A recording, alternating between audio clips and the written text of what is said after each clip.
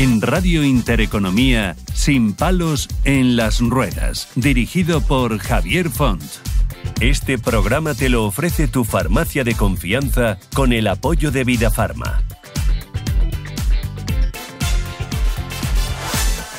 Bueno, pues ya estamos por aquí, claro que sí, una semana más ya ha pasado rápido la verdad, aunque no lo parezca, pero bueno, y muchas cosas, ya tenemos una nueva era en el mundo, era Trump, veremos a ver en qué afecta esto, incluso a los temas que vamos a hablar hoy, posiblemente también afecte a los temas de medicamentos y otras muchas cuestiones más que vayamos a vivir los próximos 4 años, ¿no? Bueno, la verdad que, como siempre, pretendemos, además de entretenerles, que sirva para algo este entretenimiento. Y muchas personas nos llamaron en alguna ocasión preguntándonos qué es la Agencia Española de Medicamentos, qué hace, por ejemplo, el Colegio Oficial de Trabajadores Sociales y otras muchas cosas más que las iremos dosificando durante varios programas. Pero hoy vamos a abordar un tema pues de vital importancia, más de lo que uno se puede imaginar, para la salud pública y el futuro de la innovación médica, el rol de la Agencia Española de Medicamentos y Productos Sanitarios y las novedades en la legislación europea sobre productos sanitarios y medicamentos huérfanos. La agencia desempeña un papel crucial como organismo regulador encargado de garantizar la calidad, la seguridad y la eficacia de los medicamentos, como no podía ser de otra manera, pero también de los productos sanitarios en nuestro país. Su misión es una misión muy importante y ahora lo van a escuchar. No solo se limita a supervisar la comercialización de estos productos, sino que también está profundamente implicada en la promoción de la investigación y el desarrollo de soluciones innovadoras para atender las necesidades de los pacientes. Muchas veces han oído hablar de esto de las resistencias bacterianas, en fin, principios activos de quién depende, qué ocurre con el desabastecimiento de medicamentos. Todo eso lo vamos a oír aquí, hoy, en el programa. En los últimos años, la agencia ha intensificado su esfuerzo por adaptarse a los rápidos avances científicos y tecnológicos, facilitando el acceso a tratamientos de última generación. Ahora veremos qué es esto de la última generación, y reforzando su compromiso con la transparencia y la participación ciudadana en este caso. También preguntaremos por ello.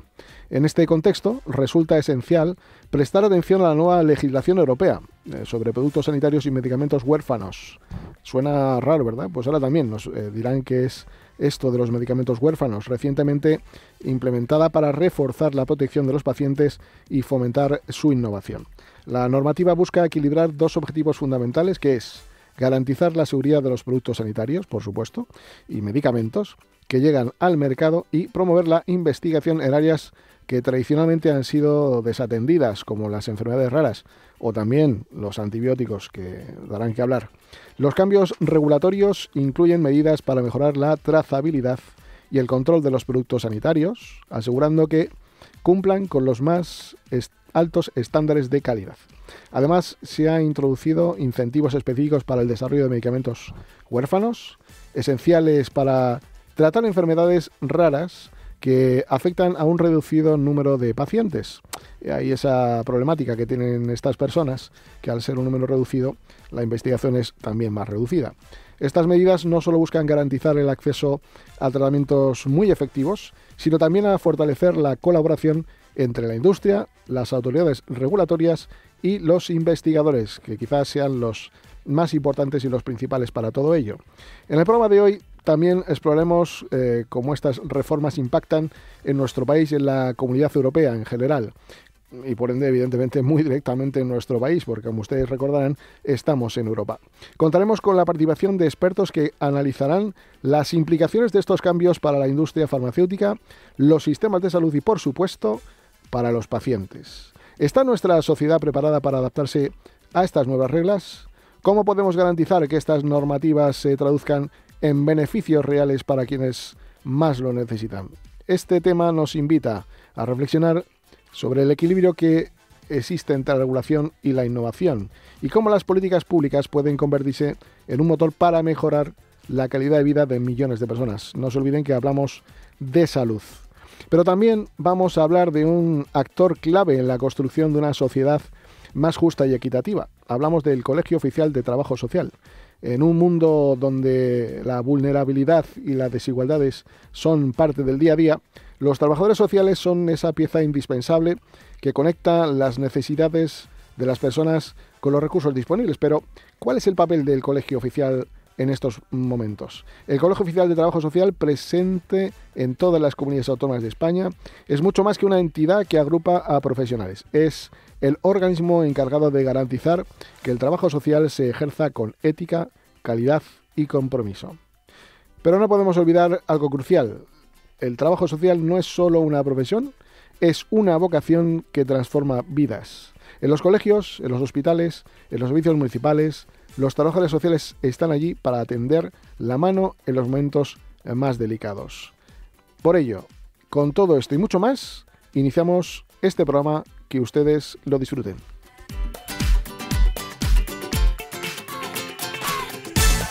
En Radio Intereconomía, Sin palos en las ruedas, dirigido por Javier Font.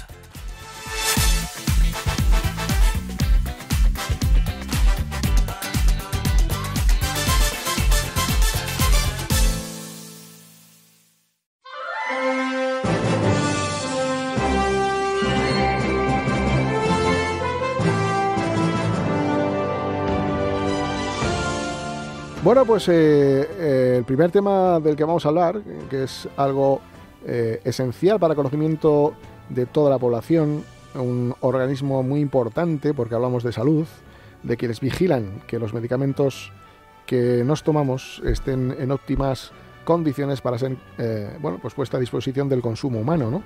Y que además hagan su efecto esperado, que es salvar muchas vidas, ¿no?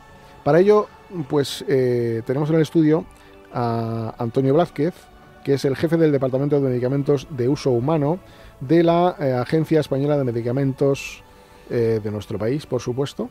Y él fue farmacéutico de formación, ha sido jefe adjunto del departamento durante los últimos 5 años y lleva prestando servicios en la agencia desde el 2005. En los últimos tiempos ha ejercido de jefe de la unidad de apoyo a la dirección y además otras muchas cosas más que ahora nos va a contar. Muy buenas tardes, Antonio, ¿qué tal? Buenas tardes, Javier, encantado de estar aquí contigo. Gracias por venir al programa. La verdad que todo esto surge, además de esa demanda que nos han hecho llegar muchas personas de, oye, se oye hablar de la Agencia Española de Medicamento, pero la queremos conocer por dentro, ¿no? Entonces, además también, Antonio Blázquez estuvo dando una conferencia también en nuestra Confederación COCENFE, muy lúdica, muy plausible, muy acertada, porque nos puso encima de la mesa cuestiones que desconocíamos, ¿no? Y por tanto nos pareció muy interesante invitarle a este programa. ¿Qué es la Agencia Española de Medicamentos y Productos Sanitarios? Administrativamente hablando, es una agencia estatal que depende del Ministerio de Sanidad y entiendo que lo que interesa a la gente saber es a qué nos dedicamos, ¿no? O cuál es nuestra labor. Y es velar por la salud pública en el campo más cercano al medicamento y a los productos sanitarios, que es garantizar su seguridad, su eficacia y su calidad, ¿no? También cabría preguntarse por qué un producto determinado, como es el medicamento o el producto sanitario, debe de estar regulado. Eso es algo que podríamos preguntarnos, ¿no? ¿Por qué no es como otro producto de consumo, ¿no? Bueno, yo creo que es fácil entender que primero es un producto con bastante peligro si se utiliza mal. Incluso utilizado adecuadamente, siempre todo medicamento tiene un balance beneficio-riesgo, con lo cual estamos hablando de tener que encontrar esa utilización adecuada, ¿no? Y luego por otro lado es algo en el que existe un desequilibrio de información, por decirlo de alguna manera, ¿no? Los pacientes en general, pero la ciudadanía en general no está preparada para saber valorar en su justa medida un medicamento. Eso es algo que solo lo pueden hacer los profesionales sanitarios, ¿no? Y por eso es un campo en el que existe esta regulación, ¿no? Que como bien has dicho en el comienzo, en tu introducción, pues nosotros intentamos garantizar la seguridad, la calidad y la eficacia de los medicamentos en base a evaluación previa antes de su comercialización, en base a distintos controles de calidad, de inspecciones y de información, ¿no?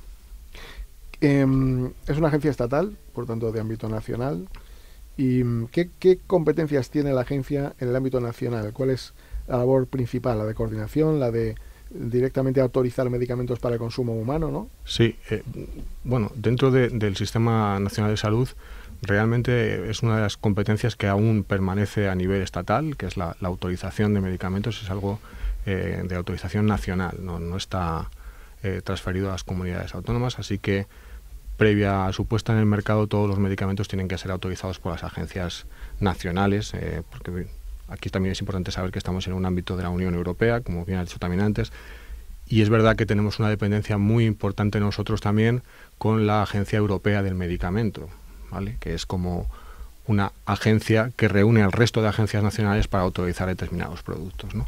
Pero es verdad que nuestra competencia es nacional, toda la autorización del medicamento, de su información, de su ficha técnica y de su prospecto, viene determinada por la actuación de la agencia, y luego sí coordinamos una acción muy importante con las comunidades autónomas, que es la farmacovigilancia de los productos, ¿no? Una vez que están puestos en el mercado, esa notificación de sospecha de reacciones adversas, eso se hace a través de las comunidades autónomas, de sus centros de farmacovigilancia, pero la coordinación y las medidas a tomar después vuelven a recaer en la agencia.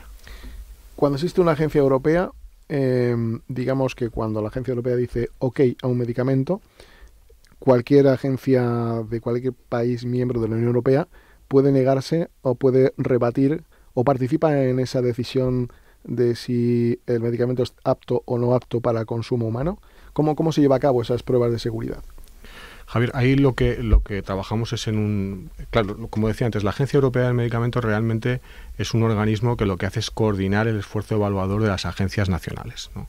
Y en ese sentido, las agencias nacionales pues ponen a sus evaluadores al servicio de la Agencia Europea, y tras la evaluación del medicamento se produce en determinados comités pues informes que lo que van a decir es, pues este medicamento debe de autorizarse o no debe de autorizarse, o sobre este medicamento cabe una medida de restricción o una medida que corresponda. Eso después va a la comisión, que es la que ejecutivamente firma esa autorización o esa suspensión, y todos los países están obligados a seguirla. Es decir, no puede ocurrir en un determinado medicamentos, que son los autorizados por vía centralizada, no puede haber posiciones discordantes en la autorización. Cuando un medicamento se autoriza por vía centralizada a través de esa Agencia Europea del Medicamento, ya ha sido votado por todos los Estados miembros y debe de autorizarse, y se autoriza por la Comisión, en todos los Estados miembros a la vez. Es decir, a partir de ahí entran otros mecanismos en los cuales ya no estamos hablando de autorización, ¿no? Estaríamos hablando de si este medicamento, por ejemplo, se financia o no se financia, que es algo que muchas veces los pacientes nos preguntan. ¿Cómo puede ocurrir que, estando autorizado este medicamento, en otros países están utilizándolo porque está financiado y aquí, sin embargo, no? Bueno, pues puede ocurrir porque las decisiones de financiación están separadas de las decisiones de autorización de comercialización. ¿De acuerdo? Y ahí entran otra serie de factores que no le corresponden a la agencia, pero ya son factores de prestación farmacéutica del sistema, que efectivamente ahí cada país es soberano y puede hacer una prestación diferente o en la que él considere necesario. Con esta consideración, y dado que evidentemente la lógica llevaría a que si estamos en Europa, si además de estar en Europa, pues puede haber, digamos, un sistema sanitario común único, que creo que no es así, porque cada país tiene el suyo. ¿No ha pensado nunca Europa en crear un fondo que sirviera para financiar los productos sanitarios que de manera equitativa e igualitaria pudieran ser distribuidos en todos los países? Me refiero a que, por ejemplo, yo recuerdo hace algunos meses, como compañeros que tenían fibrosis quística, se manifestaron porque había un tratamiento que era caro, pero que en España no había, y se tenía que ir a Alemania a buscar ese tratamiento para tratar su enfermedad, ¿no? Y eso es fruto, evidentemente, de que hay países o que son más ricos o que invierten en prioridades de una manera u otra, y Alemania sí lo compró y España no. ¿Esto no se ha planteado para cuando este tipo de circunstancias se dan? ¿Europa no ha pensado en un fondo de estas características? O sea, es una idea que se ha barajado, es decir, sobre todo en el mundo de los medicamentos huérfanos, de las enfermedades raras y sus tratamientos, pues para evitar esa inequidad que pueda haber entre los países. De hecho, este es un punto que aparece en la estrategia farmacéutica europea y que se va a tratar muchas veces en la legislación farmacéutica de paliar de algún modo, ¿no? La inequidad entre países, ¿eh? Porque afortunadamente España es un país que tiene un acceso a los medicamentos muy considerable, ¿eh? Diría sobresaliente. Pero sin embargo hay países dentro de la Unión que por cuestiones económicas no es así, ni siquiera son interesantes para las grandes empresas farmacéuticas, ¿no? Y sí se ha intentado, se ha planteado ese enfoque, ¿no? Para crear determinados fondos económicos que pudiesen, para determinadas patologías muy concretas, evidentemente, en las cuales se necesita una actuación muy puntual y en aras a esa equidad intentar hacer una especie de compra centralizada, ¿no? Independiente de los países. Lo que pasa es que aquí, claro, estamos hablando de entrar dentro de las economías de los países y de los servicios sociales que se prestan en los países. Eso es algo que todavía la Unión Europea no ha desarrollado, ¿eh? Eso es propio de los países que deciden también soberanamente en qué se gastan sus impuestos, ¿eh? O sea, al final está esto de fondo, ¿no? Entre medias o por el camino aparece ahora una nueva legislación europea que, digamos, va a surgir efectos en productos sanitarios y medicamentos huérfanos, ¿no? ¿Qué pretende esta normativa actualmente? El paquete legislativo farmacéutico, el nuevo paquete legislativo farmacéutico se circunscribe a los medicamentos, ¿vale? Pero realmente surge porque la Comisión detecta determinadas, y lo pone de manifiesto en esa estrategia farmacéutica que comentaba anteriormente, ve determinadas situaciones que deben de solucionarse, ¿no? Por ejemplo, ese acceso desigual a los medicamentos que hemos visto, ¿no? Entre países. Sobre todo, muchas veces llevado por una asimetría entre los niveles económicos de los países, pero también muchas veces incluso por temas poblacionales, de países que tienen un escaso peso demográfico y las compañías no están interesadas en comercializar un producto, ¿no? Por otro lado, ni siquiera en negociar su precio. Por otro lado, yo creo que también otro punto de inflexión fue durante la pandemia COVID darse cuenta de dos cuestiones, ¿no? La fragilidad de la cadena farmacéutica, ¿no? Que llevó en ciertos momentos. En España no tuvimos yo creo que no hubo ese problema acuciante, pero porque se trabajó mucho en ello, de tener escasez de medicamentos, pero realmente peligraban medicamentos que considerábamos esenciales, ¿no? Estratégicos. Y esa escasez de ciertos medicamentos puso de manifiesto esa fragilidad y además esa dependencia de terceros países, ¿no? La Unión Europea en ese momento se da cuenta que para principios activos determinados está dependiendo exclusivamente de fabricaciones en terceros países, ¿no? Y esto va a querer atraer innovación y desarrollo y fabricación a Europa. Hay también una constante preocupación por cubrir necesidades médicas que no están cubiertas con las soluciones terapéuticas actuales, y eso también se ve en la legislación farmacéutica. Se va a intentar incentivar, se va a intentar premiar a aquellos desarrolladores que vayan a necesidades médicas no cubiertas, es decir, no hacer más medicamentos en los que ya tenemos, o no hacer, no premiar trabajar sobre medicamentos en los que ya tenemos una amplia experiencia y conseguir lo que llaman MeToos, es decir, productos que hacen lo mismo. ¿Cuántos productos para bajar el colesterol, por ejemplo, tenemos? Pues varios principios activos, ¿no? Pues no trabajemos en eso.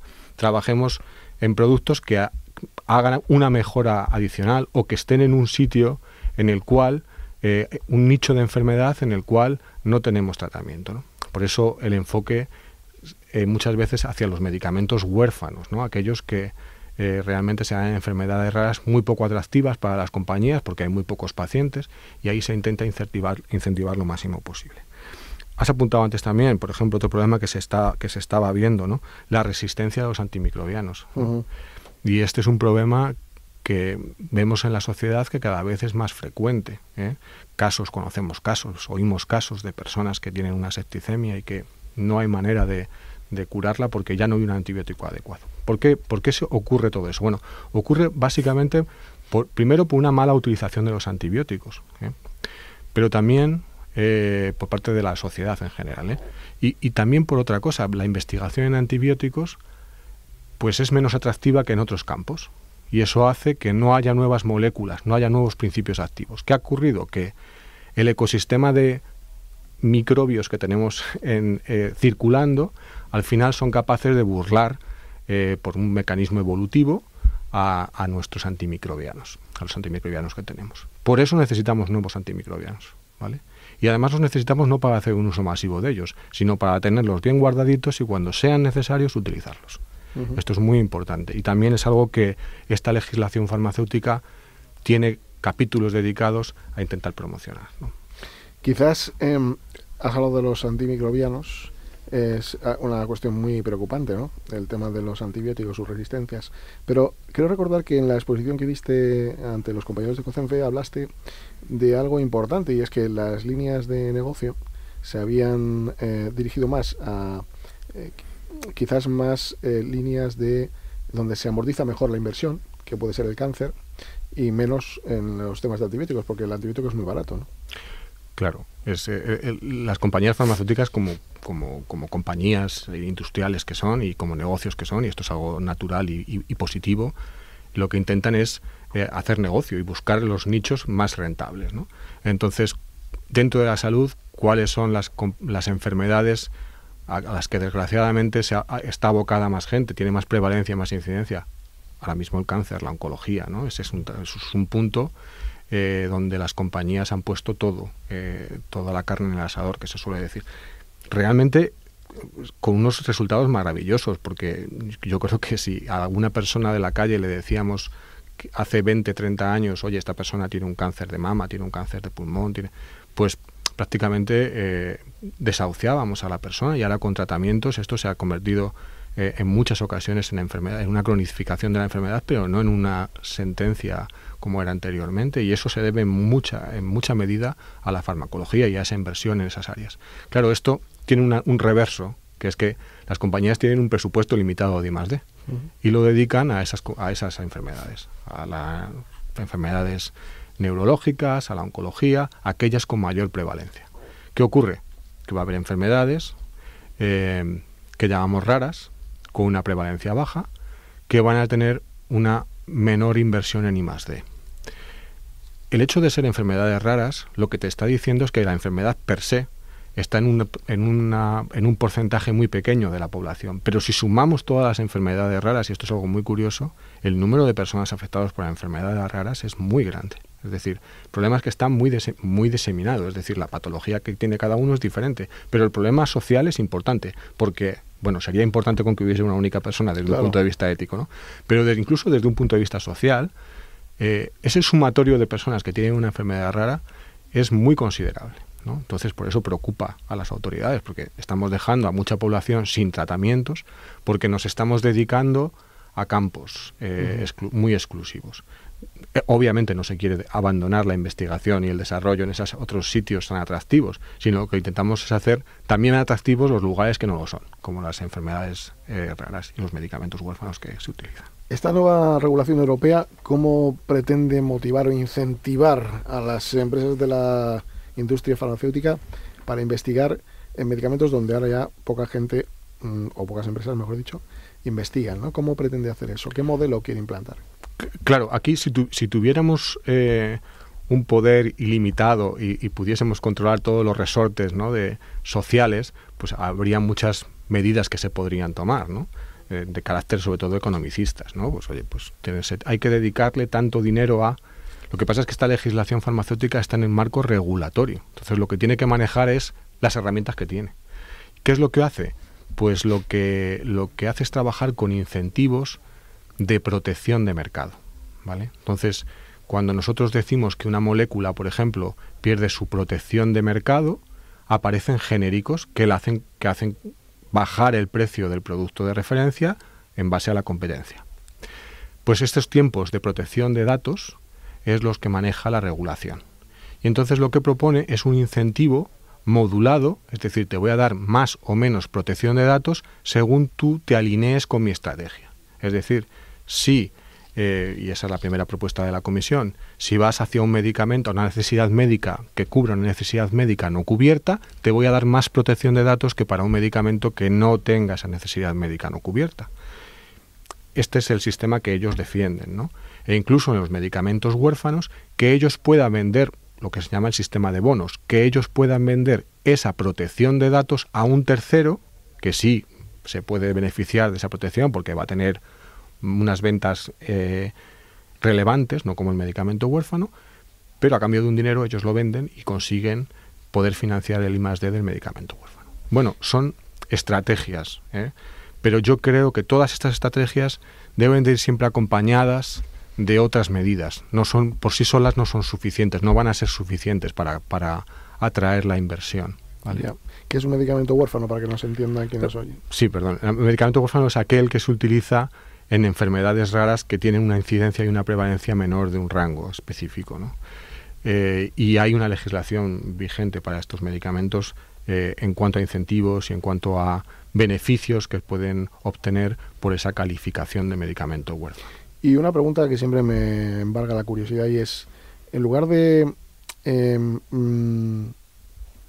investigar en líneas generales que ya conocemos, si investigamos una enfermedad rara, la derivada de esa investigación no puede ser beneficiosa para muchas otras patologías que ya tenemos identificadas.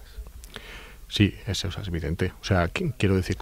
Más fácil, más económico, claro, más... Claro. Realmente el ecosistema de investigación siempre utiliza unas ecuaciones, digamos, muy predeterminadas y siempre se benefician unas líneas de otras. Esto es evidente, ¿no? Lo que ocurre muchas veces con las enfermedades raras es que lo primero que se desconoce es bien la fisiopatología que llaman de la enfermedad, es decir, cómo está operando esa enfermedad, qué es lo que realmente ocurre. Muchas veces lo que nos falta es mucha información sobre eso, no sobre tratamiento farmacológico, que es algo que viene después, pero para conseguir un buen tratamiento farmacológico en muchas ocasiones necesitas conocer bien la fisiopatología de la enfermedad. Claro. Si hablas con muchas personas que están en asociaciones de enfermedades raras, en muchas ocasiones es curioso que el problema que tienen es de diagnóstico de la enfermedad. Es decir, lo primero es diagnosticar la enfermedad, saber bien qué es lo que está ocurriendo, ¿no? Entonces, todo eso son impedimentos hacia las enfermedades raras. No tanto el sistema de investigación, que sí estaría capacitado seguramente para dar soluciones, pero a veces el problema es que hay que llegar a ese sistema de investigación y hay que empezar a trabajar. Y eso es lo que también las enfermedades raras en muchas ocasiones tienen como hándicap. Hablemos de una palabra que cuando se oye es para echarse a temblar, el desabastecimiento. Dicho sea de paso, hago un llamamiento a los medios de comunicación para que traten esto con la mayor de las delicadezas, porque, por ejemplo, sin ir más lejos, en casa tenemos personas, por ejemplo, diabéticos que han oído hablar del desabastecimiento de insulina por el Ozempic y una serie de medicamentos que sirven para adelgazar, cuando es otra cosa distinta a los tratamientos que ellos llevan para la diabetes tipo 2, en fin, este tipo de cuestiones, ¿no? Pero más allá de eso, el desabastecimiento, en muchos casos no hay medicamentos. No sé si habrá mucha incidencia cuando realmente no existe el medicamento en fábrica, o si por el contrario hay desabastecimiento porque nuestro país, o el que sea, no lo compra y lo compra otro que paga más. Al final estamos en un mercado persa del medicamento. Se juntan varias dinámicas, ¿no? Una es la que acabas de apuntar, no voy a ocultar que en muchas ocasiones se junta todo esto en una especie de cruce de caminos en el cual es un único productor y efectivamente una planificación anual en la cual distintas empresas de distintos países van a ese mismo productor y hablan de cuotas de mercado. Y hablan de cuotas de mercado asociadas a un precio. Si ese precio es menor en nuestro país, evidentemente eso produce que tú te quedes en la última línea de servicio. Esto no se puede ocultar, claro, porque sería negar una realidad, ¿no? En otras ocasiones, y has puesto el ejemplo de Ozempic, por ejemplo, ¿no?, que es un medicamento que no tiene ese problema porque, el precio es un medicamento novedoso, no degradado con competencia ni con genéricos. A veces se trata simplemente de una cuestión logística, es decir, es que hay el producto que hay porque las previsiones eran las que eran, y si hay un mal uso del producto, un uso inadecuado o una desviación del producto, pues se producen desabastecimientos, ¿no? Es verdad que tenemos un enorme número de medicamentos, y los desabastecimientos se producen. Yo creo que la agencia, y aquí estamos haciendo una labor de verdad brutal para intentar que el efecto de los desabastecimientos sea el menor posible, porque muchas veces en un grandísimo porcentaje de las ocasiones el desabastecimiento lo que genera es un problema digamos administrativo, logístico, de tener que ir a un sitio, tener que ir a otro, volver a cambiar la receta, pero no es un problema que no pueda solventarse desde un punto de vista terapéutico. Pero es verdad que, claro, genera un montón de ineficiencia, ¿no? Porque tienes al médico, al paciente, a la farmacia, a todo el mundo detrás del medicamento. Pero es verdad. Y aquí hay una cuestión también importante que hablamos de lo de siempre, que es una cuestión económica también, ¿no? Esa dependencia de determinados proveedores que se han quedado ellos solos porque son los únicos que han podido aguantar los precios por ejemplo, de los genéricos, ¿no? Y esa fragilidad, ¿no? Que al final también puede ocurrir que cuando dependes de un único proveedor, si hay un problema en la planta, por ejemplo, de fabricación, tanto del medicamento como del principio activo, pues claro, si dependes de alguien exclusivamente, claro, un único proveedor, cuando estamos hablando de millones de comprimidos, pues una bajada del 10% puede ser causa de un desabastecimiento importante, ¿no? En ese sentido trabajamos con listas de medicamentos estratégicos, con estrategias de detección temprana de esos problemas de suministros. He de decir que la industria farmacéutica está bastante concienciada y nosotros tenemos una relación, digamos, de puertas abiertas, por decirlo de alguna manera, y de comunicación constante con ellos para intentar evitarlo y evitar paliarlo en la medida de lo posible. Hablemos de genéricos, porque el nombre pues parece que se le ha puesto para denominar una marca blanca de unos medicamentos. Es algo muy serio, ¿no? Parece que el principio activo, bueno, podría ser igual, pero muchos pacientes dicen que no le hace el mismo efecto, la misma medicación, y no sé si es por el incipiente donde están envueltos o no lo sé, pero muchos se quejan de que tienen sensaciones distintas cuando toman un genérico y no el, digamos, por decirlo de alguna manera, original, ¿no? El producto de referencia, llamamos nosotros. Sí. Bueno, yo empecé en la agencia evaluando genéricos y claro, no puedo otra cosa más que decir que los genéricos son productos absolutamente de la misma seguridad, garantía y de eficacia, y que en la agencia, es que claro, nos encargamos de velar porque eso sea así. Entonces claro. Cualquier alusión a este problema que yo vivo en mi propio entorno, no me tengo que ir a escucharlo, porque esto es algo que puedes escuchar a tus amigos, a tu familia, pasado, seguro, exactamente, sí. ¿no? Bueno, lo que pasa es que realmente en el mundo del medicamento también tenemos que ser capaces de digamos, desbrozar, ¿no?, lo que es el efecto placebo y al revés, el efecto nocebo. O sea, es decir, vamos a ver qué a veces lo que a ti te parece puede ser que no es así, sino simplemente que te parece, ¿no? Esto es algo que en los estudios, en los ensayos clínicos que hacemos, ese tipo de sesgos intentamos evitarlo. Por eso hablamos de ensayos clínicos ciegos, porque no la gente no puede saber si está tomando el medicamento que se está ensayando o un placebo o el comparador, porque entonces tú mismo te sugestionas y puedes pensar que ese efecto no es así. Yo solo lo atribuyo a esa causa, porque realmente puedo apostar por la industria de genéricos, porque todas sus plantas, por supuesto, ni que decir tienen, son plantas con buenas prácticas de fabricación, inspeccionadas. Todos los genéricos han pasado por la agencia y han sido evaluados de arriba a abajo en su calidad y su eficacia. Se han hecho los estudios comparativos que había que hacer y se ha demostrado que son igual de seguros y de eficaces. Hay algo muy curioso, que es que en España, antes de la aparición de las patentes de producto, fíjate, convivían productos que nosotros pensábamos que eran productos de referencia, es decir, originales, y realmente no eran originales, porque había copias, ¿vale? No eran genéricos, porque eso es un término que aparece a final de la década de los 90, pero había esas copias. La gente pensaba que esas copias eran los originales. Y algunos originales en España ni siquiera llegaban a aparecer, ¿vale? O aparecían...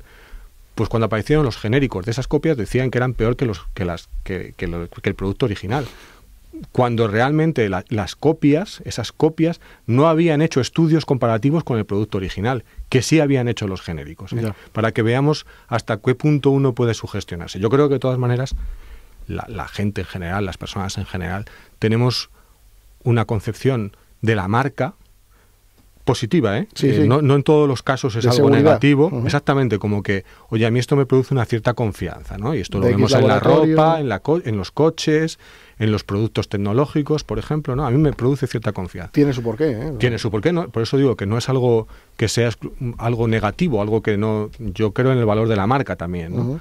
Pero es que nosotros tenemos genéricos que ya podrían llamarse de marca y de empresas que nos surten de casi todos los arsenales terapéuticos que conocemos, y lo han hecho así durante muchísimo tiempo y en una cantidad de población ingente, porque hay de muchos productos de primer orden en el mundo farmacéutico que ya solo se consumen prácticamente genéricos y lo están haciendo muy bien. Y bueno, otro punto importante que entiendo que todos somos conscientes es de que es la base de la sostenibilidad del sistema. Si no hubiese esa competencia y esa bajada de precios por los genéricos, pues no habría investigación. No habría ni siquiera investigación, no habría sostenibilidad del sistema y, por supuesto, la prestación farmacéutica que tenemos en España sería inviable. ¿Los genéricos se investigan con la patente en activo? Los genéricos pueden investigarse con la patente en activo porque hay una legislación europea que así lo dice, que es lo que se llama la ley Bolar, ¿no? Esto es una ley que permite a los genéricos hacer investigación. Por ejemplo, los estudios que tienen que hacer de bioequivalencia, que se llaman estudios comparativos, los pueden hacer mientras la patente está vigente. Otra cosa es que puedan comercializarse con patente o con protección de datos, que son dos cosas distintas. No, eso no pueden, obviamente. Claro. Y si lo hacen, por ejemplo, si infringen una patente, pues se ven sometidos, como tiene que ser, a la justicia, pues, claro, que defiende su libertad. En una competencia desleal, ¿no? Claro, exactamente.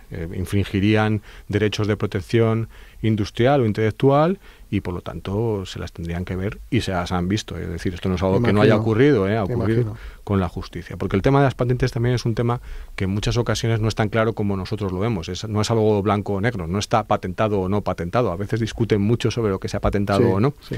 Y en ese sentido, pues ha habido alguna vez conflicto, ¿no? Pero no es algo habitual, también he de decirlo.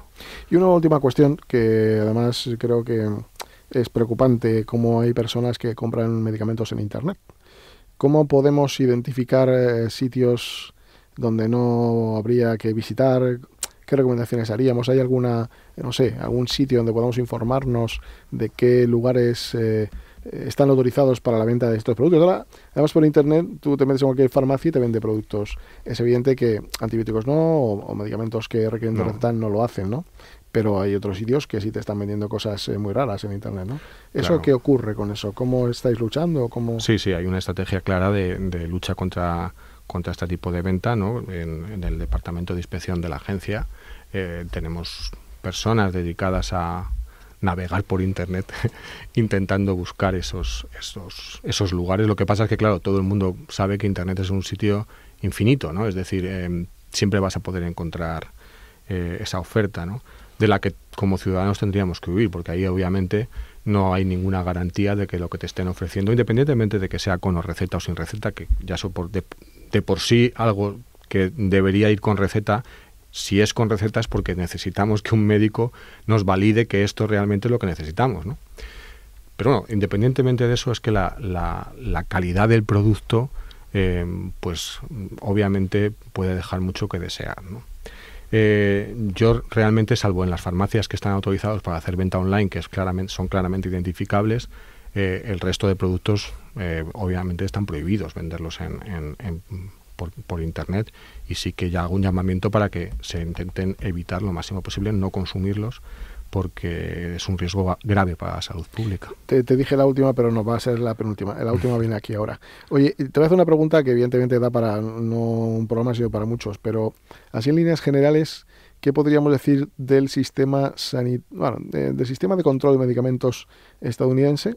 Si es que lo podemos tener como una referencia en cuanto al avance, ¿no?, de lo que es la investigación, si es que existe así. Si no lo es, también dínoslo, porque a lo mejor estamos confundidos todos. ¿Y qué cosas buenas también podemos defender de lo que hace nuestro país en investigación? A ver, yo creo que aquí lo que hay que hablar es de datos. Es decir, el I+D farmacéutico, eso es algo que igual comenté en la reunión que tuve con vosotros y que he dicho en muchas ocasiones. Yo cuando termino de estudiar farmacia, si tú echabas un vistazo a las 10 compañías farmacéuticas más importantes del mundo, había un número importante de compañías europeas. Esto ya no es así. Es decir, el polo el polo de I+D del mundo farmacéutico se ha movido y se ha movido hacia Estados Unidos. Esto es así. Probablemente llevado por eso, esa concepción de mercantilista, ¿no?, de más beneficio y de más agresividad, claro. Pues eso ha hecho que las compañías americanas hayan ganado terreno. Y esto es algo que no podemos evitar. Yo quiero defender también un punto importante, que es la investigación en España. La investigación en España es muy buena. De hecho, España es un país donde hacer ensayos clínicos maravilloso.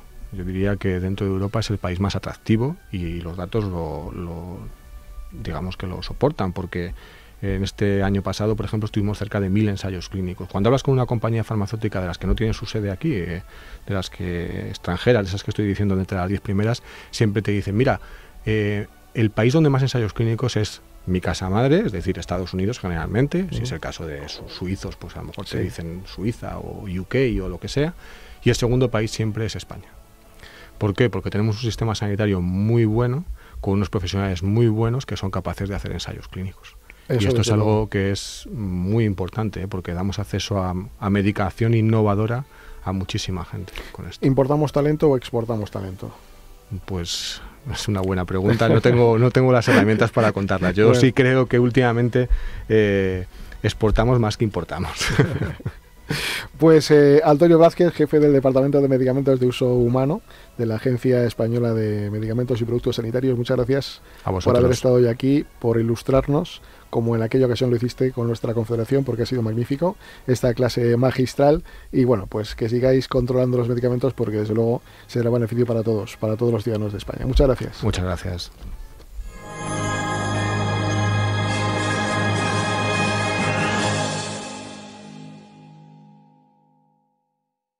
En Da Salud, tu bienestar es nuestra prioridad. Ofrecemos atención de enfermería, cuidado para personas dependientes, fisioterapia y podología en Madrid. Todo sin salir de casa. Mamá, ya han llegado los chicos de Da Salud. Confía en Da Salud. Da Salud. 651-441-021 o dasalud.es. ¿Has pensado en cambiar tu bañera por plato de ducha? ¿Asearte se ha convertido en un desafío por las barreras? Confía en los mejores. En Ecoducha di adiós a tu bañera sin obras ni molestias. Acaba con todas las barreras y disfruta de la ducha con más garantías y seguridad. Trabajamos con los mejores fabricantes de platos de ducha, mamparas y accesorios para personas con movilidad reducida. Llámanos e infórmate sin compromiso en ecoducha.net o en el 91 36 73 86 4. Onegin y Lenski, dos amigos del alma en un duelo a muerte en el escenario del Real. El Teatro Real presenta Eugenio Onegin, la gran ópera romántica de Tchaikovsky a través de la emocional mirada escénica de Christoph Loy. Pasión, orgullo y sensibilidad dibujan inolvidables instantes de música y teatro. Del 22 de enero al 18 de febrero. Entradas desde 18 € en teatroreal.es. Patrocina Fundación Banco Santander. La salud empieza por los pies. El doctor Juan Pablo Jiménez cuenta con más de 27.000 intervenciones en cirugía del pie. Los pies rigen la salud de todo nuestro organismo. Para dar solución a las patologías del pie, les emplazo todos los domingos a escuchar el programa La salud empieza por los pies. Doctor Juan Pablo Jiménez.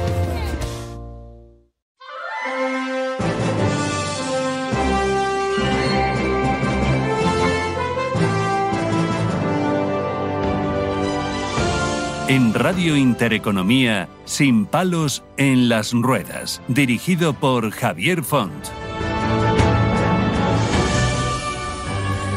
Bueno, pues nuestro segundo tema del programa se va a centrar en la labor que hacen los trabajadores sociales y, por supuesto, para ello hemos invitado a Belén Novillo, que es decana del Colegio Oficial de Trabajadores Sociales, y también a Marta Cubero, que es la vicedecana primera de este colegio. Belén es experta en intervenciones sistémicas, ha trabajado en diferentes ámbitos de la profesión, siendo su principal atención la social primaria y donde tiene una mayor experiencia, además de otras muchas cuestiones más, servicios sociales municipales de Tres Cantos, bueno, en fin, mucha trayectoria profesional. Y luego también pues Marta Cubero ha trabajado en diferentes ámbitos de la profesión, siendo pues en dependencia, donde ha ejercido durante los últimos años, y actualmente trabajando en la Agencia Madrileña para el Apoyo a Personas Adultas, ¿no? Algo desde luego muy interesante, y además es profesora asociada de la Universidad Pontificia de Comillas. Decana, ¿qué tal? ¿Cómo estás? Muy bien, buenas tardes. Gracias por la invitación para poder contar la función tan importante de nuestro colegio profesional. Sobre todo por acercar un poco la figura del trabajador social, que no sé si por suerte o por desgracia, por suerte para quien no tiene un problema la conoce, y a lo mejor no sé si por desgracia, simplemente por cultura general, el que no ha tenido la necesidad no la conoce, pero debería conocerlo, porque hacéis una labor encomiable, ¿no? Sí, pienso que la función de las trabajadoras sociales es importantísima y sirve para cualquier persona a lo largo de su vida y tiene un carácter universal. Existe una vieja creencia y el trabajo social se atribuye a prestaciones económicas o a trabajo con personas en exclusión social. Pero la tendencia es que cualquier persona, como indica la Ley de Servicios Sociales de la Comunidad de Madrid, a lo largo de su vida, en cualquier crisis vital, pueda tener una serie de necesidades sociales que puedan ser cubiertas por la atención de una trabajadora social. ¿Qué hace una trabajadora social? ¿Qué no hace? Sería. Bueno, yo creo que una trabajadora social ayuda a las personas a buscar la mejor salida dentro de una situación de dificultad social o de problemas sociales, ¿no? Que pueden ser relacionados con su falta de integración, su falta de red social o familiar, su necesidad de vivienda, de empleo, de formación. Y construye con la persona un diagnóstico y un plan de intervención para mejorar y acompañarla en un proceso para que pueda mejorar su vida. Al final, un trabajador social toca muchas áreas, ¿no? Porque digamos que hay trabajadores sociales en hospitales, en municipios, ayuntamientos, hay, por ejemplo, también trabajando temas de empleo. Sí. En fin, es como muy transversal, ¿no?, la actividad de un trabajador social, ¿no? El trabajo social se desarrolla en diferentes ámbitos, demostrando su eficacia y su importancia. Creo que hemos sido siempre muy reconocidas en el ámbito de servicios sociales, puesto que hemos construido este sistema de protección desde el trabajo social, pero se desarrolla como bien has dicho, en sanidad, en justicia, en educación, en prisiones, en atención a mujeres, a víctimas de violencia de género. Marta, ¿se me olvida algún ámbito importante? Yo creo que lo habéis dicho, ¿no? Que al final es una profesión que tiene una visión tan holística y trabaja desde la integralidad de la intervención, de esa manera tan integral que toca todos los ámbitos de la vida diaria de la persona. ¿Qué proyectos tenéis así que nos podéis contar? Que digáis, oye, pues estamos dando formación a trabajadores sociales en determinadas materias, porque el estar reciclado en conocimientos es fundamental, claro. Bueno, es una de las funciones principales de nuestro colegio profesional, ¿no? Y una de las líneas en las que más insistimos. Una buena profesional tiene que tener una buena formación y apostamos por una especialización. Y, por supuesto, la formación nos permite desempeñar nuestro trabajo desde unos fundamentos teóricos que no debemos perder, ¿no? Y es muy necesario, como en cualquier profesión, el reciclaje. Es una de las apuestas más importantes de nuestro colegio. La formación, nos parece muy importante la formación en ética, la formación en atención centrada en la persona. También hemos lanzado una formación de facilitadores judiciales en referencia a dar respuesta a esta nueva figura profesional, donde el trabajo social también tiene mucho que aportar. Y también se da formación desde el colegio para que podamos ejercer la labor de directoras de centros de servicios sociales. Sí, es una de las apuestas más potentes, ¿no? Donde buscamos innovar, especializar y ofrecer toda la formación que necesitan nuestras colegiadas. Entiendo que estáis viviendo muy de cerca todo lo que ha supuesto la puesta en marcha de la Ley de Autonomía Personal y de Atención a las Personas en Situación de Dependencia, y entiendo, bueno, pues que tenéis una realidad de la misma muy cercana, ¿no? ¿Qué nos podéis aportar al respecto de lo que significa la autonomía personal en detrimento de la dependencia, si esto es así, o yo creo que es más bien a la inversa, se potencia más la dependencia por estar en un sistema mercantilista donde si tenemos más personas dependientes, bueno, pues las empresas hacen más caja, o si por el contrario se pretende que sean autónomas, cosa que nosotros no vemos así, pero bueno. Bueno, en este sentido, la verdad es que desde el Colegio de Trabajo Social de Madrid, desde el primer momento que se aprobó, que entró en vigor la Ley de Dependencia, la 39/2006, siempre se ha demandado, siempre nos ha parecido que la parte de la promoción de la autonomía personal no se estaba desarrollando. Y en este sentido, desde nuestro colegio y como colectivo profesional que trabaja tanto en el ámbito de la dependencia como de la discapacidad, hemos hecho diferentes propuestas y hemos mantenido diferentes reuniones con las diferentes administraciones, pues un poco demandando la necesidad de apostar precisamente por proyectos que trabajasen todo el tema de la promoción de la autonomía personal. Desde la entrada en vigor de la Ley 8, 2021, llevamos trabajando en este sentido. De hecho, desde el colegio, tanto Belén como yo hemos elaborado una herramienta para valorar precisamente los apoyos que pueda necesitar cualquier persona adulta con discapacidad en su vida diaria. Y es una herramienta que se basa precisamente en las potencialidades de la persona y no tanto en la dificultad que pueda tener en su día a día, ¿no? Y lo que se pretende con esto, lo que hemos pretendido desde el primer momento precisamente es promover en este sentido todo el tema también del asistente personal. Nos parece que es una figura que está reconocida en la Ley 39/2006, pero que no ha sido lo suficientemente promovida y trabajada, por lo menos en nuestra comunidad. Sí que nos consta que hay otras comunidades que tienen otras experiencias en cuanto al asistente personal, y esperamos que aquí en Madrid somos conocedoras de que se le está dando una vuelta al decreto de dependencia de la Comunidad de Madrid, y en este sentido estamos muy esperanzadas y en que esta realidad va a cambiar, y que yo creo que este decreto se va a intentar que vaya alineado precisamente con esa Ley 8/2021. ¿Os llegan solicitudes para la asistencia personal o pensáis que todavía es la parte más desconocida de la norma?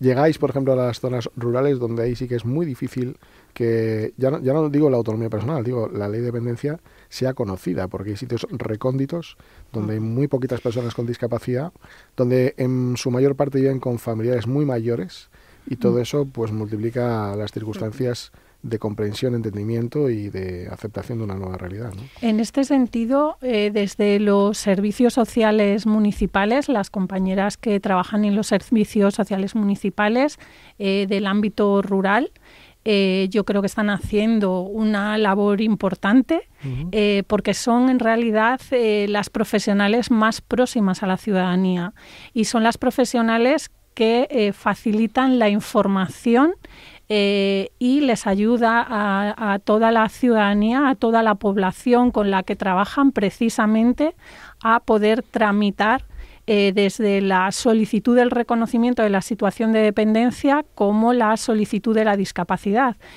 Y sobre todo hay que poner en valor como profesión la información que se puede ofrecer a la población, porque si la población no conoce ese catálogo de servicios y prestaciones a los que tienen derecho, ese derecho subjetivo que además viene reconocido en la Ley 39/2006, lógicamente no va a poder acceder a ellos.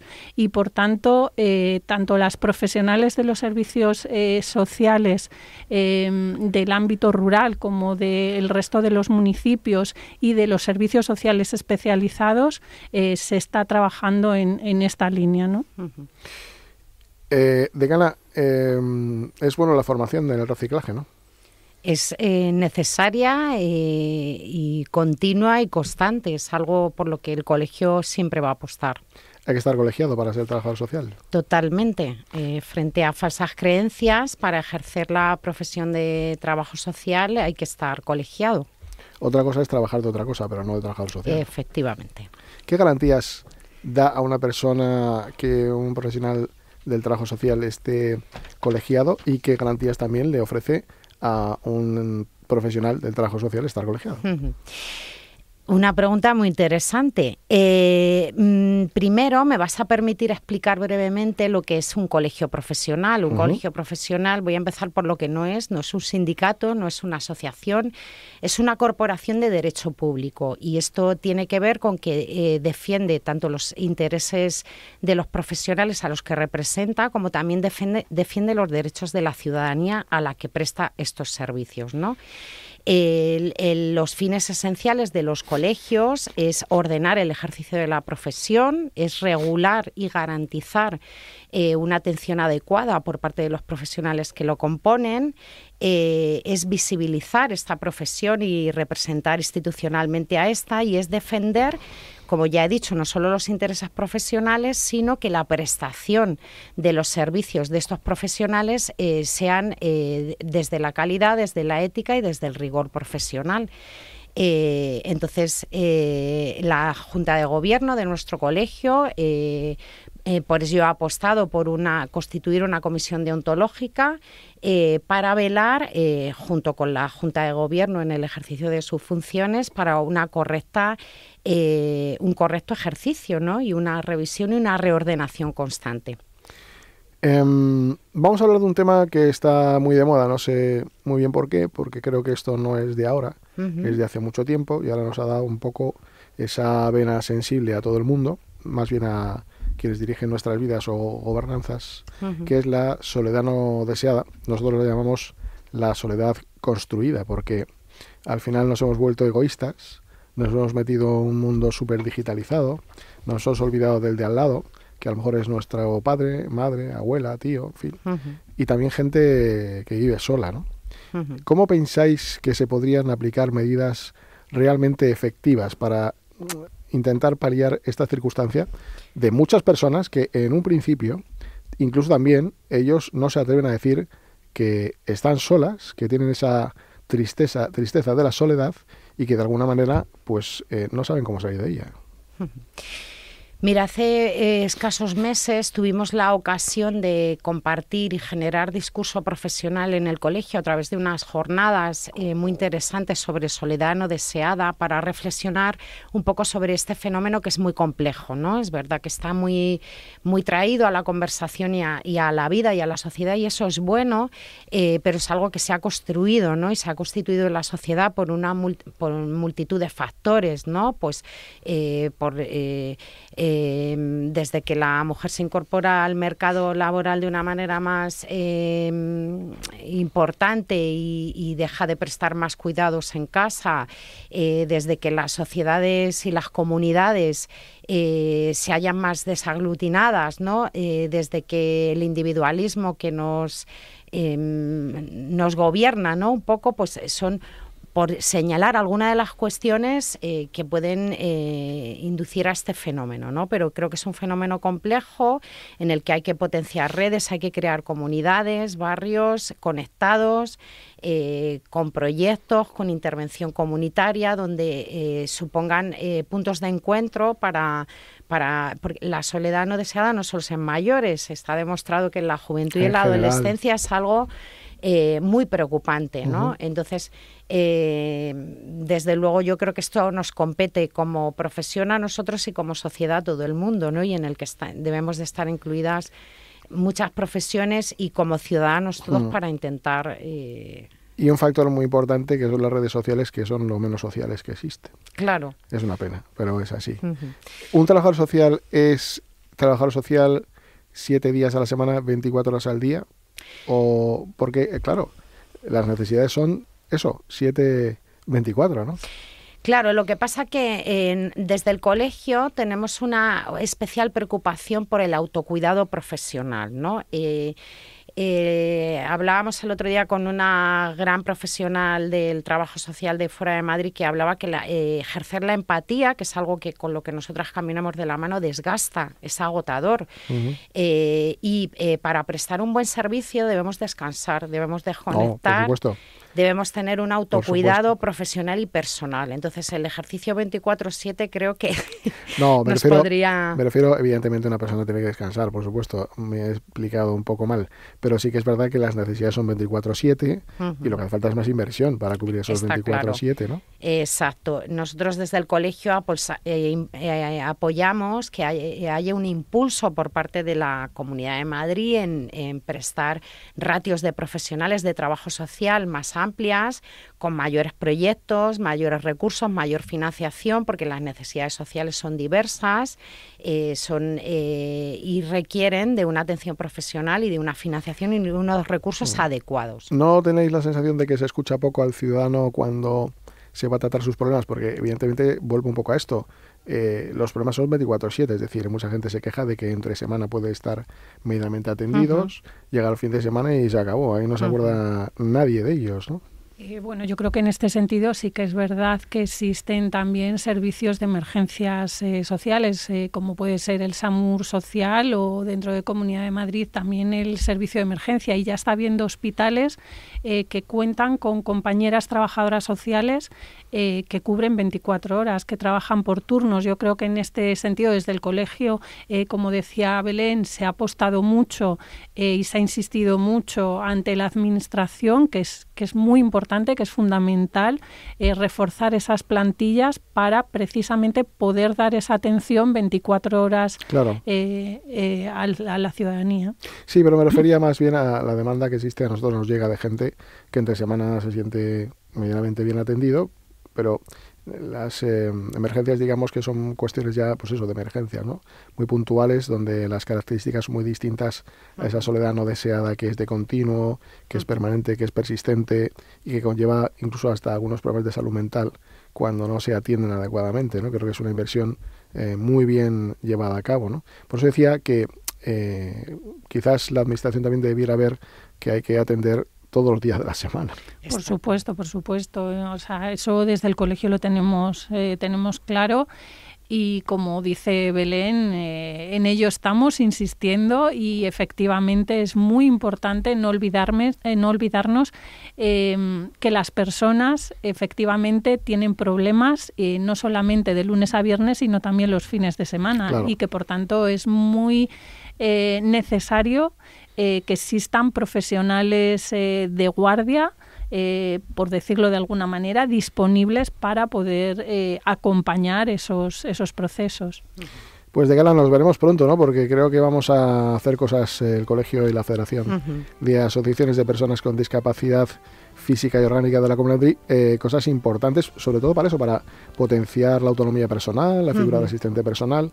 Os lo agradecemos enormemente porque sois la puerta de entrada al sistema de los servicios sociales y a muchos otros sistemas, porque parece mentira, pero hacéis una labor encomiable. Belén Novillo, decana del Colegio Oficial de Trabajadores Sociales, y Marta Cubero, vicedecana primera del colegio, gracias por vuestra asistencia y nos vemos pronto. Gracias. Buena tarde. Igual.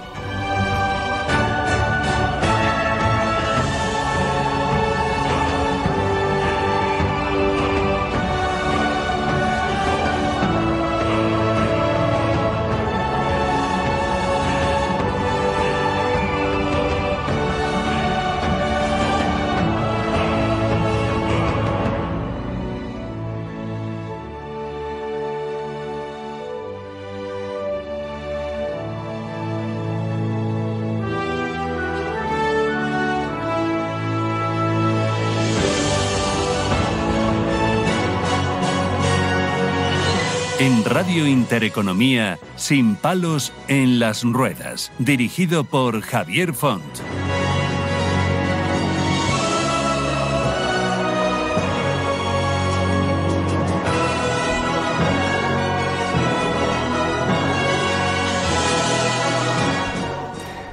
Bueno, pues hoy vamos a dar cabida a una asociación miembro de FAMA, Como ustedes bien saben, FAMA es la Federación de Asociaciones de Personas con Discapacidad Física y Orgánica de la Comunidad de Madrid, en las que hay 45 asociaciones, ni más ni menos, que están federadas. Es la entidad más representativa de la discapacidad física y orgánica, y entre esas entidades se encuentra la Asociación de Hemofilia de la Comunidad de Madrid, a la que pertenece, por supuesto, FAMA. Al frente de esta entidad se encuentra Juan Andrés de Pablo, que es, como digo, el presidente de esta asociación. Y le vamos a saludar. Juan Andrés, ¿qué tal? Hola, muy buenas, Javier. Muchas gracias por invitarme. Un placer, ya lo sabes que sí. ¿Qué tal va todo? Bien, todo bien. Arrancando el año con nuevas actividades y sobre todo con ilusión. Muy bien. Bueno, cuéntanos un poco en qué estáis inmersos en estos momentos. Bueno, te cuento. Como sabes, somos la Asociación de Hemofilia de la Comunidad de Madrid. Nosotros damos voz principalmente a los pacientes, no solo de hemofilia, sino de otras coagulopatías o problemas de la coagulación, ¿vale? Que esto incluye ya no solo la hemofilia, sino la enfermedad de von Willebrand, deficiencia de otros factores e incluso enfermedades trombóticas. Bueno, nosotros principalmente estamos para ayudar y dar voz al paciente, y ya no solo eso, sino concienciar a la sociedad de nuestra enfermedad, concienciar de nuestros problemas asociados y comorbilidades, y de la situación que nos trae este tipo de enfermedades de discapacidad orgánica, como tú antes bien decías, y también de discapacidad física, que es un problema que también estamos achacados de ello debido a los sangrados que tenemos en nuestras articulaciones. Entonces, bueno, hemos comenzado el año para contarte, con la fiesta de Sus Majestades los Reyes Magos de Oriente, que es una celebración que hacemos en la asociación, en la cual a los niños con coagulopatías, que este año, como todos los años, han sido muy buenos y han traído muchos regalos los Reyes Magos, lo hacemos en conjunto con el Hospital de la Paz, y bueno, pues estamos inmersos en distintas actividades y preparando diferentes actividades con el objetivo principal de sensibilizar a la población y de siempre mejorar la calidad de vida de nuestros pacientes, ya sea por el conseguir nuevos tratamientos, como por defenderles y apoyarles ante cualquier tipo de institución. Oye, vamos a explicar a quienes nos escuchan qué es la hemofilia y sus principales consecuencias, y bueno, cómo se palía y qué tratamientos hay al respecto. Bueno, la hemofilia es una enfermedad que afecta a la coagulación, es una enfermedad hereditaria y congénita, es decir, que nacemos con ella. La hemofilia es un tipo de coagulopatía. A mí me gusta hablar ya no solo de hemofilia, sino de coagulopatías, que son enfermedades que afectan al mal funcionamiento de la sangre y que pueden ser por distintas causas. En el caso de la hemofilia es porque tenemos mal una proteína de la coagulación que se llama factor 8 de la coagulación, que lo que hace es que no nos permite coagular bien y desarrollar nuestro correcto funcionamiento de la hemostasia. Entonces, bueno, digamos que lo que ocurre es que esta enfermedad se suele transmitir de padres a hijos, ¿vale? Aunque también en ocasiones aparece de forma espontánea. Y bueno, el tratamiento que tenemos es la infusión, normalmente vía intravenosa, aunque también ahora está habiendo nuevos tratamientos subcutáneos, de esa proteína o factor que nos falta o que no tenemos bien, ¿vale? Entonces, habitualmente esta infusión de esto que nos falta o tenemos mal, esta proteína, suele ser vía intravenosa, ¿vale? Que es la forma más común, aunque actualmente, y gracias a la ciencia y los nuevos avances, estamos teniendo, la verdad, que tratamientos cada vez más novedosos y esperanzadores, que hacen incluso que nuestra pauta de tratamiento sea más amena y que incluso podamos llegar hasta soñar con curarnos, ¿no? Una de las cuestiones que hay quizás sea, no sé si la sobreinformación o desinformación, bueno, oímos muchas veces es que un niño cuando va a un colegio tiene que tener cuidado cuando se da algún golpe, porque ocurren ciertas reacciones en el cuerpo que me gustaría que contaras y cómo se palían. Bueno, una de las cosas que nos suele ocurrir a las personas con coagulopatías es el sangrado exacerbado y además concretamente en articulaciones. Tenemos 3 tipos de articulaciones dianas en nuestros pacientes, que son los tobillos, rodillas y codos, que son articulaciones que en nuestro día a día empleamos para casi cualquier cosa, incluido para el simple hecho de andar. Entonces, claro, lo que ocurre es que, bueno, no hay que alarmarse. Creo que una de las cosas que estamos haciendo desde la asociación es informar y formar en esos colegios donde tenemos a nuestros niños y a nuestros papás de coagulopatías en la enfermedad, en los primeros auxilios, en la formación, ¿no? De que estos niños, estos chavales son gente que vamos, tiene una calidad de vida y puede llevar una vida completamente normal. Simplemente ante accidentes o ante cortes o caídas, pues el personal tiene que saber qué es lo que hacer en esos momentos, ¿no? Pero vamos, te puedo decir, Javier, que en mi experiencia personal yo no he tenido ningún problema ni en mi colegio ni en mi instituto, y actualmente ya te digo, de hecho estamos trabajando con la Consejería de Educación de la Comunidad de Madrid estamos implementando un programa de formación de docentes para este tipo de... Al final siempre ocurren accidentes, son niños, ¿no? Entonces tenemos que formar al docente en lo que debe hacer, ¿no? Entonces siempre trabajando en ello, pero sobre todo evitar ese estigma en los colegios, ¿vale? Eso es una cosa muy importante. Antes probablemente existía hace muchos años más estigma porque estos niños que tenían estas coagulopatías también presentaban otras comorbilidades, como por ejemplo el VIH o la hepatitis C.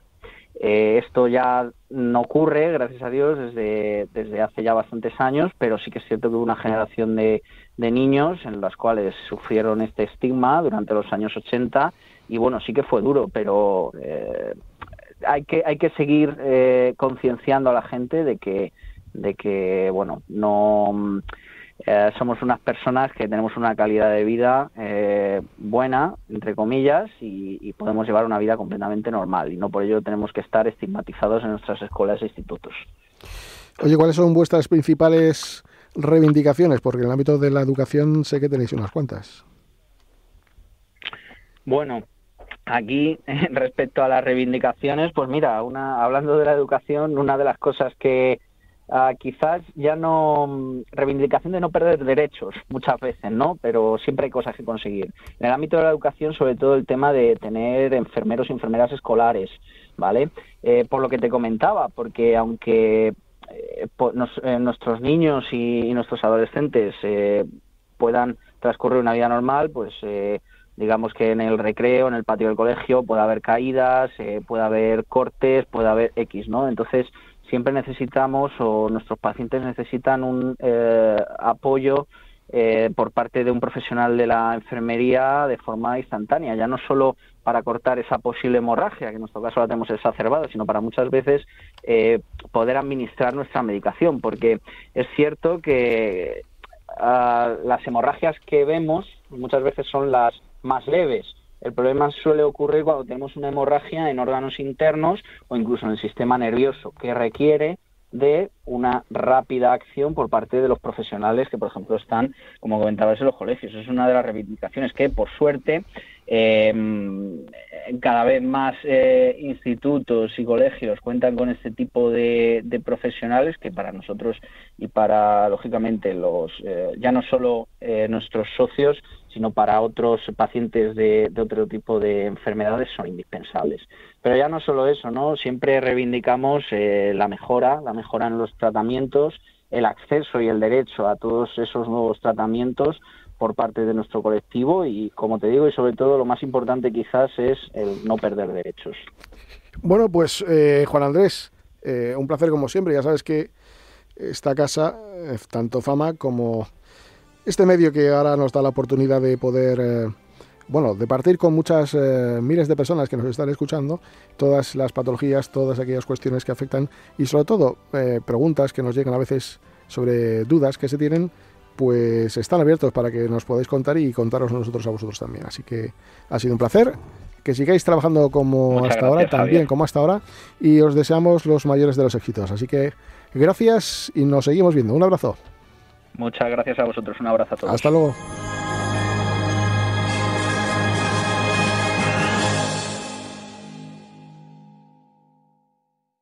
Comienza el año nuevo cuidando tu piel. Reafirma, ilumina y renueva tu rostro con Foreo. Aprovecha hasta un 50% de descuento en los dispositivos UFO, Ver y Luna de Foreo y consigue una piel más tonificada y radiante. Es momento de invertir en tu autocuidado. Descubre todos los dispositivos y su gama cosmética en foreo.com. Precios especiales disponibles hasta el 31 de enero.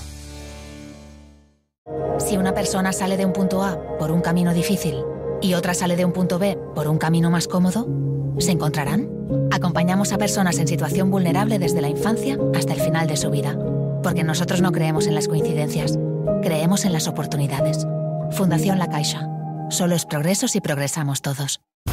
Los domingos a las 10 de la noche tienes una cita con El Club de los Negocios Raros. Un magazín dedicado al mundo de los libros. Actualidad, entrevistas, literatura y poesía tienen cabida en este espacio cultural de Radio Intereconomía. Dirigido por Andrés Sánchez Magro. Todos los domingos a las 10 de la noche.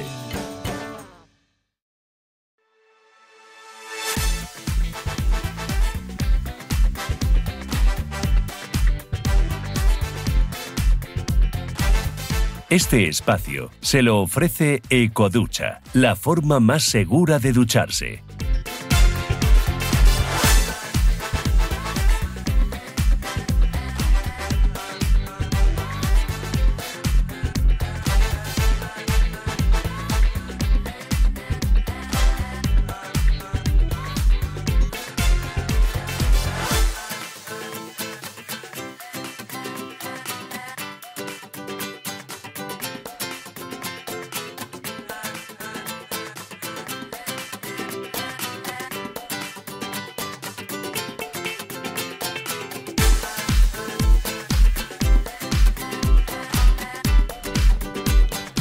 Bueno, pues ahora vamos ya con la parte legal, con la parte en la que Cristian nos va a ilustrar una vez más con cosas que vamos a empezar a llamar como el coladero. Buenas tardes, Javier. Pues sí, la verdad es que bueno, esta semana, pues como ya sabéis, ha habido un poco de lío a nivel político y es que, bueno, pues como todos sabíamos, el pasado diciembre se publicó una normativa en el que había una revalorización de las pensiones. Entonces, bueno, pues vamos a empezar a ir contando un poco cómo iban a ser esas modificaciones, cómo este mes de enero va a afectar a las pensiones de todas las personas con discapacidad y todas las pensiones que hay, como las de jubilación o de cualquier otra índole. Y es que en principio había una revalorización general de las pensiones en 2025 de un 2,8% conforme al IPC. Entonces este aumento tiene como objetivo que iba a mantener el poder adquisitivo un poco, a subir el nivel adquisitivo de los pensionistas. Pero las pensiones mínimas han experimentado un incremento también aproximado del 6%. Por ejemplo, la pensión mínima para personas de 65 años o más con un cónyuge a cargo ha pasado de 624 euros mensuales en 2023 a 830 euros mensuales en 2025, lo que representaba un aumento de un 11,74% en 2 años. Además, las pensiones no contributivas como la de invalidez y la de jubilación tenía una cuantía anual que se establecía en 7.900 euros para el 2025 y esto se traduce en unos 564 euros más distribuidos en 14 pagas. Entonces, bueno, luego también teníamos la pensión de discapacidad e invalidez, ¿vale? Como la asignación contributiva de hijo a cargo, que en este 2025 también subía a 5.800 euros y la del porcentaje del 75% subía hasta los 8.700 euros, ¿vale? Entonces, Javier, pues ha habido, digamos, ese incremento para la invalidez, para las incapacidades permanentes, pero aquí el kit de la cuestión de lo que ha sucedido esta semana. Y es que, aunque el Gobierno aprobó esta revalorización de las pensiones en 2025, en el Congreso de los Diputados se ha rechazado rechazado este decreto que incluía la medida de la revalorización de las pensiones y a día de hoy se ha quedado paralizada. Es decir, que en enero, como aún estaba vigente esta normativa, se va a seguir cobrando estas pensiones, pero para febrero no sabemos qué pasará. ¿Y qué ha pasado aquí? Pues bueno, pues que ha habido un poco de controversia porque este decreto, esta ley que regulaba el aumento de las pensiones, no solo regulaba este aumento, sino que también llevaba la bonificación en el transporte público, que a día de hoy también queda pausada, también había las ayudas para la DANA, también había una prórroga del bono social, una suspensión de desahucios, entonces, bueno, había muchas situaciones que regulaba la propia normativa y que ha provocado que a día de hoy nos encontremos con un impasse y con una pausa que no sabemos y que lo único que hace es perjudicar al ciudadano, porque al final este mes las personas sí que van a poder cobrar, por ejemplo, esta revalorización de las pensiones, pero para el mes de febrero no sabemos qué pasará. Entonces, pues bueno, nos encontramos en una situación bastante complicada con toda esta situación que no sabemos qué es lo que vendrá próximamente. Entonces, realmente quizás a lo mejor los distintos grupos parlamentarios podrían estar de acuerdo en algunas medidas de ese documento, pero resulta que es, bueno, como siempre, un coladero, como nos pasó con los cigarrillos electrónicos, ¿no? Exacto. Y nos han quitado la posibilidad de compatibilizar el trabajo con la pensión remunerada. Hay que tener narices, ¿eh? Sí, totalmente. Lo que está claro, Javier, es que hoy en día tenemos que ver mucho todo lo que se está regulando, tenemos que estar ahí a visores para saber qué es lo que vamos a tener, qué es lo que no vamos a tener, y desde luego, día a día, porque lo que hoy tenemos, mañana no sabemos si seguirá ahí, Javier. Bueno, pues dicho queda, estemos atentos al futuro y bueno, pues entonces nada, seguiremos ahí pendientes de que no sea esto un coladero y que no tengamos que crear esta sección llamada El Coladero. Así que nada, nos vamos ahora al humor.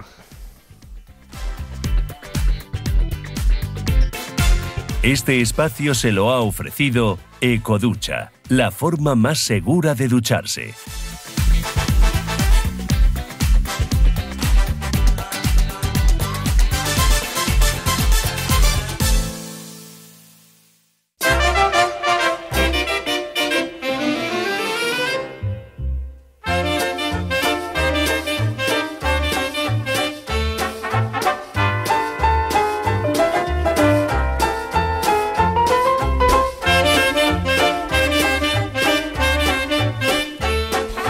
Bueno, pues como decía, nos vamos con el humor, con las 1000 voces de Tony Melero que le tenemos aquí en nuestra mesa. Muy buenas Javier, muy buenas a todos. ¿Cómo ha ido todo esto del año nuevo y ya pasó? Bueno, yo muy bien, yo además lo he pasado en América. Estuve, sí, estuve en Nueva York, del 28 al 3. ¿Y qué tal por allí? Muy bien, muy bien. Encima tuvimos suerte porque llegamos justo unos 4 o 5 días después de la supernevada que hubo y nos fuimos a una media de 0 o 5 grados más o menos. Frío, sí, pero bien. Sí. Pero a los 3 días de irnos había menos 14 grados. O sea que pillamos la semana perfecta. Yo lo sabía y por eso fui fuiste, claro, normal. Sí. Bueno, ¿y qué nos traes hoy? Porque hay noticias súper curiosas. Pues mira, hablando de temas internacionales, mira, tengo 2 noticias que podemos comentar. Yo digo podemos porque espero que las comentéis conmigo. Claro. Tengo una internacional y una nacional. ¿Cuál prefiere Javier con la...? La que más te guste. Yo es que soy muy indeciso, como empecemos así no hago selección. La primera, una que habla de Doña Leonor. Doña Leonor, venga, pues vamos con esa. Bueno, es una noticia que ha sacado 10 minutos esta semana, que el titular dice: sale a la luz el almuerzo más deseado por Leonor y sus compañeros en el Juan Sebastián Elcano, que están agotando cada día. Este es el titular, ¿vale? Entonces, bueno, por poner en antecedentes, sabemos que Leonor ha empezado esta nueva etapa de formación militar. Por lo visto, dicen que ha tenido algún que otro problemilla de salud respecto a algún mareo, típico si no estás acostumbrado a ir en barco, porque yo he ido en barco y al inicio suele pasar. Pero quitando esto, pues se dice que está disfrutando, ¿no?, de las mieles de la libertad, de esos 19 añitos, y que incluso tiene alguna fiesta con los compañeros, está comiendo más de lo que debe. Vamos, lo que hay que hacer cuando uno tiene 19 años. Claro. Además que beber en un barco es diferente a beber cuando bebes alcohol en tierra, te tomas 2 cervezas y a mí se me nota, porque empiezas a andar y tambaleas. Sin embargo, en un barco te bebes 4 cervezas y como luego todo el mundo va dando tumbos por el oleaje, pues oye, te camuflas entre los serenos. Entonces esto es un truco que se lo recomiendo a Leonor si algún día se bebe 2 cervezas. Y luego, a bordo, y esta es la noticia, las provisiones por lo visto son limitadas, y aunque los encargados tienen un montón de comida, tipos de menús diferentes, parece que hay un producto muy concreto que se ha convertido en el bocado estrella del barco. ¿creéis? Bueno, lo primero, ¿sabéis a qué? No. No, pues entonces, ¿qué creéis que puede ser lo que más piden los chavales, Leonor incluida? ¿Una hamburguesa? ¿Un perrito Tiraríamos caliente? por ahí, ¿verdad? Pues Pizza. el típico bocata de bacon y queso. Claro. Clásico. El bacon queso de toda la vida, porque además se le quita la Y.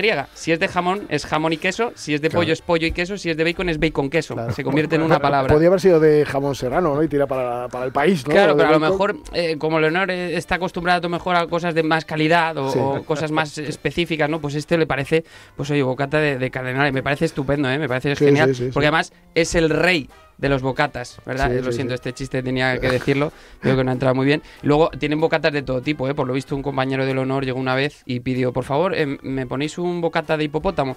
Y le dijeron, no, lo siento, se nos ha acabado el pan. O sea que tienen de todo, porque hipopótamo también tenían. Esta es la nacional, ¿vale? Luego tenemos la... ¿Vamos bien de tiempo? Sí, claro. Luego tenemos la internacional, que evidentemente no es que yo haya estado en Nueva York, que parece que vengo aquí a decirlo para dar envidia, no, que va. La noticia internacional de esta semana es que Donald Trump ha vuelto a ser investido como presidente de los Estados Unidos, que a mí el término investido siempre me ha recordado como un sinónimo de desnudado, ¿no? Claro, ha sido investido y me imagino desnudándose a Trump. Sí.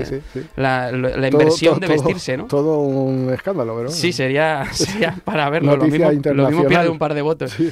Pero bueno, la noticia que ha causado revuelo en esta toma de posesión como presidente ha sido, aparte de que haya vuelto a ser presidente otra vez, el no beso con su mujer, Melania Trump. Sí. Y ya no voy a entrar a comentar el vestuario, tanto de ella como de los hijos, porque aparte que no soy un entendido en el tema, ya ha habido muchas opiniones al respecto, pero se vio que el sombrero que llevaba Melania, pues quizá no fuera el más indicado para la ocasión. No propiciaba el acercamiento. Efectivamente, ella se quiso poner una Pamela y se equivocó y se puso una palmera, ¿no? Algo así.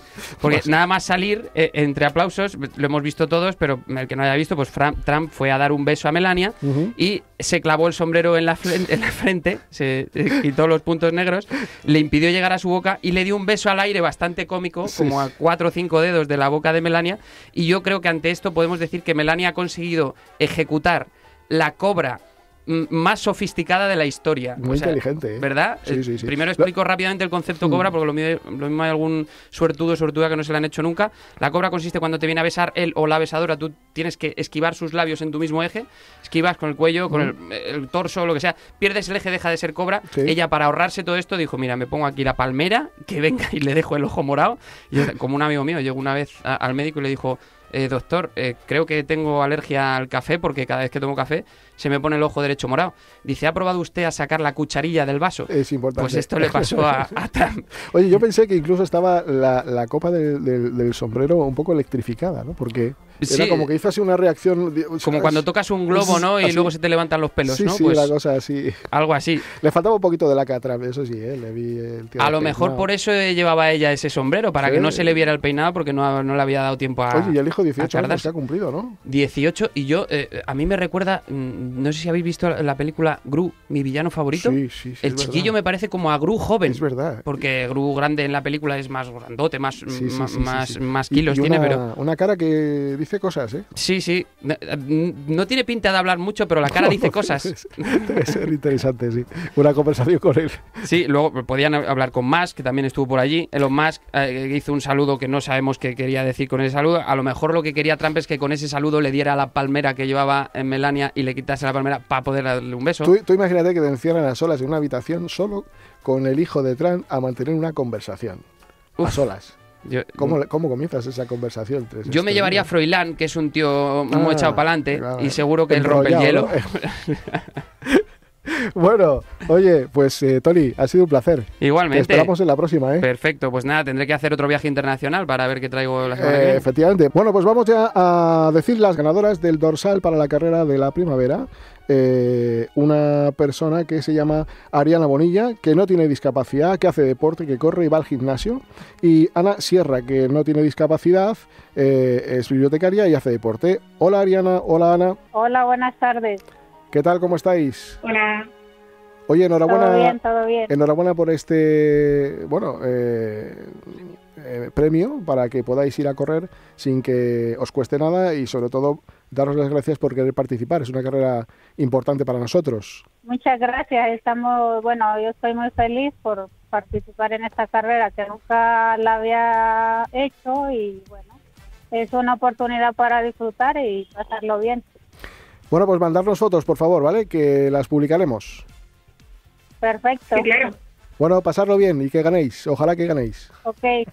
Gracias y Muchas gracias. muy amables. A vosotros. Nosotros nos despedimos hasta la próxima semana. Ser felices. Hasta luego. Este programa te lo ha ofrecido tu farmacia de confianza con el apoyo de Vidafarma.